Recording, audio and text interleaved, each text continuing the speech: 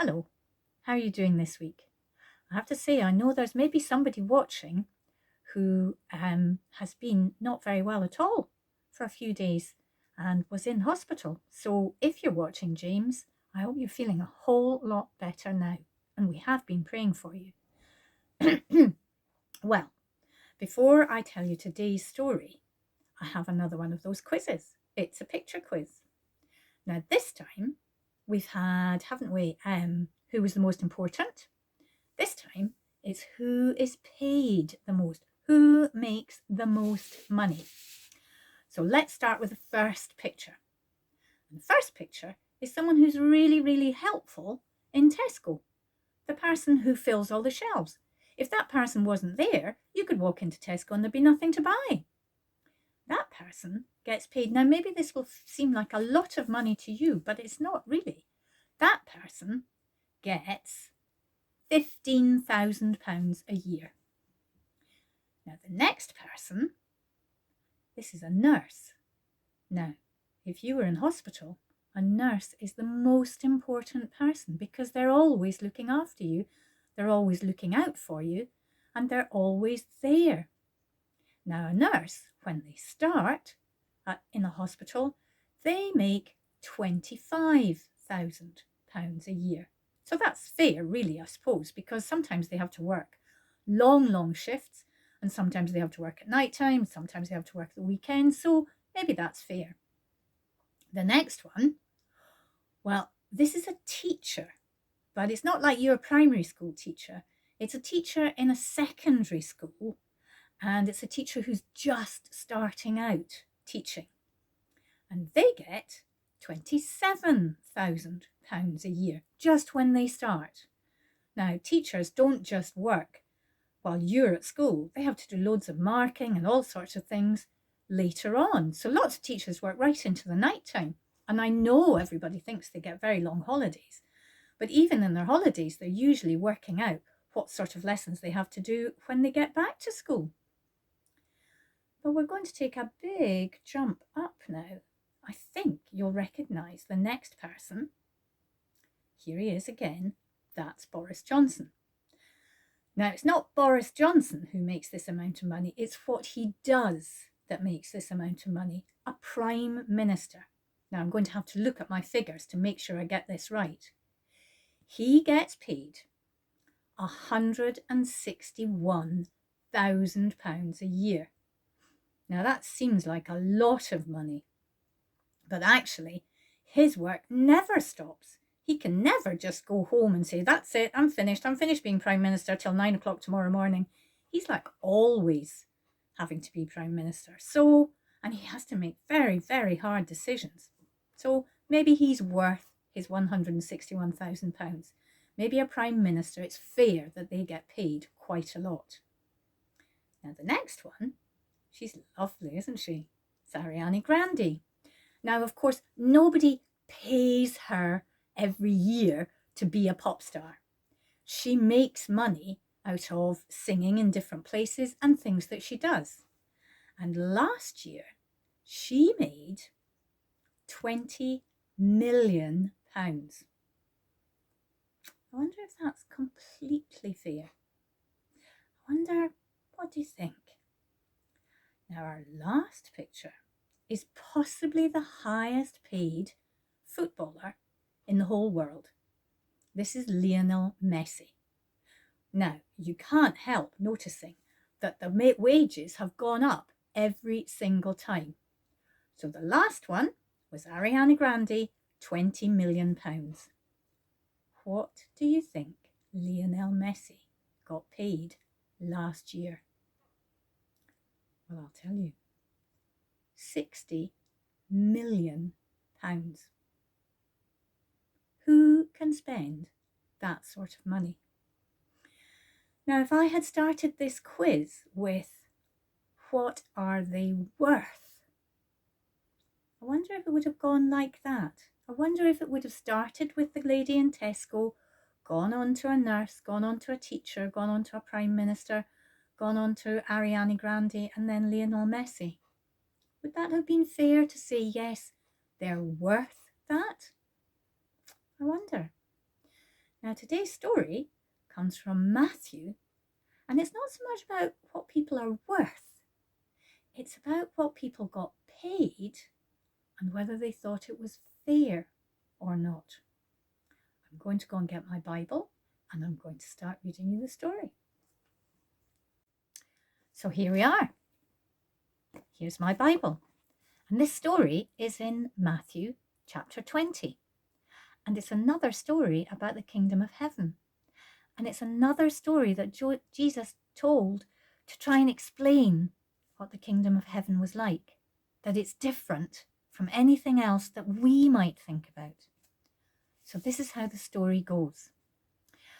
There was once a man who owned a large vineyard, and all his vines had loads of grapes on them, and he was ready to have them harvested. Now, in Jesus' time, people used to stand about in the marketplace and they could be hired for the day if they didn't have a full-time job. So someone like a vineyard owner would walk down to the marketplace and he could hire some workers. And that's what this vineyard owner did. He walked down and he found some workers and he said, "Will you come and work in my vineyard for the day and I will pay you?" Now in the Bible it says a denarius. Well, we've got no idea what a denarius means. So let's say he said, "I will give you £50. And the workers that he asked, say 10 of them, said, "Yes, yeah, we'll come and work in your vineyard for that." And off they went. And they started to work and they worked very hard. But it was a big vineyard and there were a lot of grapes to cut down. So the owner of the vineyard went back to the marketplace and there were still some workers waiting to be given a day's job. So he went up to another 10 of them and said, "Will you come and work in my vineyard?" "Oh yes," they said, because they'd seen him earlier. So off they went to the vineyard. So that was 20 people working in the vineyard. But it was still not enough to gather in that whole harvest of grapes. So of course, the vineyard owner went down, all the way down to the marketplace again, and found another 10 workers. Now that was sort of 3 hours after the second lot. So he came up to those 10 and said, "Would you come and work in my vineyard to help me finish off this harvest?" "Yeah," they said. So off they went up to the vineyard. Now, probably in those days, you had to get grapes all in one day in case it rained or in case it was too sunny or whatever. So actually a harvest had to be done really quickly. So it was soon, after a couple of hours, pretty obvious that there still weren't enough workers to gather in all the grapes. So what did the vineyard owner do? Of course, he went straight back down to the marketplace, hired another 10 men. And at the end of the day, everybody had worked and everybody had got the harvest in. Now, the last 10 workers had probably only worked a couple of hours. So it came to the end of the day, and because you were only being hired for one day, rather than like all the people I just showed you who get paid every year, you got paid at the end of the day. So the first lot of workers were paid, not the ones who arrived first, but the ones who arrived last. They were the first ones to get paid. And they got £50. Then the next lot, and they got £50. Then the next lot, and they got, you've guessed it, £50. And then the last lot were paid, and they, of course, were the workmen who had been chosen first. And they expected, because they had worked all day in the hot sun, that they would get more. And they got £50. Well, they said, that's not fair. Those people over there, that last 10, they only worked for a couple of hours and they've got £50. We worked all day in the sunshine and we've only got £50. And the vineyard owner said, what did I ask you to come and work for me for? How much did I offer you? £50, they said. And what am I giving you? £50. So that's fair, isn't it? You said we'll come and work for you for £50. If I want to be generous and give everybody £50, that's up to me. Everybody is being treated the same, and everybody is being given as much as I can give them. So the workers from the very beginning of the day understood that even though it felt unfair to begin with, the vineyard owner was really very kind, because he was giving everyone exactly the same. And that, Jesus said, is what the kingdom is like. Now, you may remember last week, Jesus was talking about children, and he said, whoever comes to me as a child, they will be in the kingdom of heaven. Now, it's very important that you don't think that you have to be a child to start believing in God. Because some people don't believe in God till they're much, much older.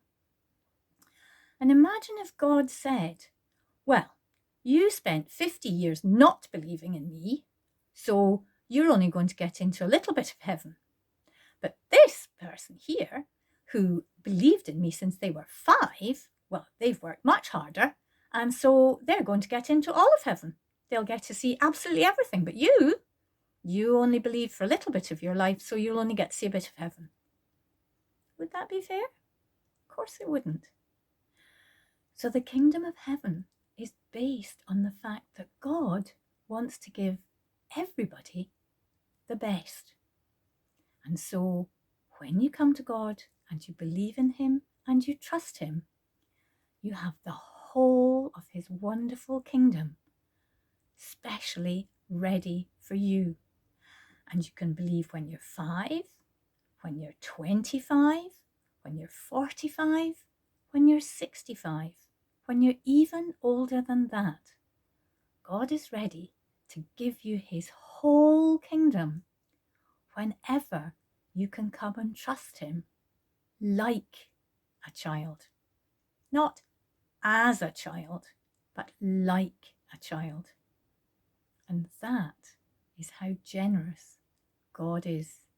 He doesn't make you work to get into the kingdom of heaven. He doesn't say you have to be worth a certain amount. Every single one of you and me is precious in God's eyes, equally precious. No one more and no one less. God's heart is for all of us, and his kingdom is for all of us equally. That is a wonderful thought to keep for the week, isn't it? See you next week.